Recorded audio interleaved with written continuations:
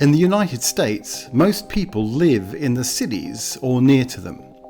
In many ways, the American dream is embodied by the quality of life that has been possible in America, whether surrounded by skyscrapers or suburbia. Much the same is true around the world. In 1960, about 2/3 of the world's population lived in a rural environment.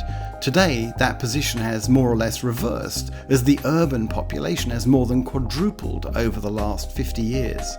Today, across much of the Americas, Europe, Asia and Australasia, most of the population lives in towns and cities.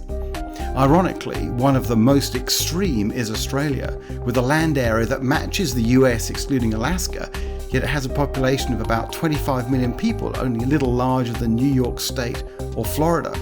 Despite all this space, those people are crammed into just a handful of cities. If they were in the US, both Sydney and Melbourne would be the second largest American cities.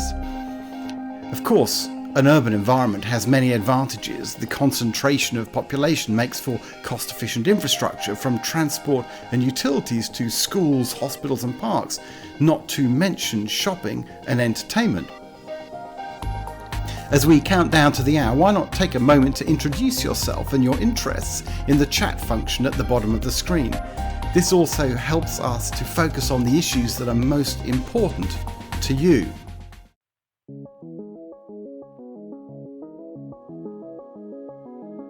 There's a dark side to all this urbanisation too.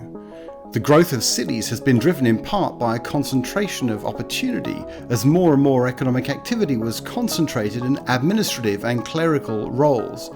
This migration, both domestic and international, has shaped the economies, cultures and landscapes of most of the world's population centres, with the extensive urbanisation seen in UK, Europe and the US in the early 19th and early 20th centuries replicated in Latin America and much of Asia over the last few decades. The growing concentration of population has meant an ever-growing upward pressure on the cost of living, with each new generation facing a substantially greater challenge than the one before. This is particularly true for essential workers, who are often lowly paid. We've also seen significant environmental degradation, with a profound knock-on impact on quality of life. More broadly, the effects of climate change on our weather and on sea levels adds another layer of complexity. In short, there is growing pressure on us all to think more about the importance of the environmental and social sustainability of our communities, to rethink how we live, work and play. So the role of those that build, own and operate our communities is perhaps more important than it has ever been.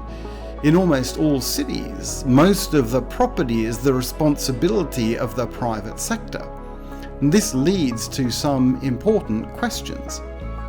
Where can the real estate sector best act to minimise its own contribution to emissions and indeed other environmental and social issues?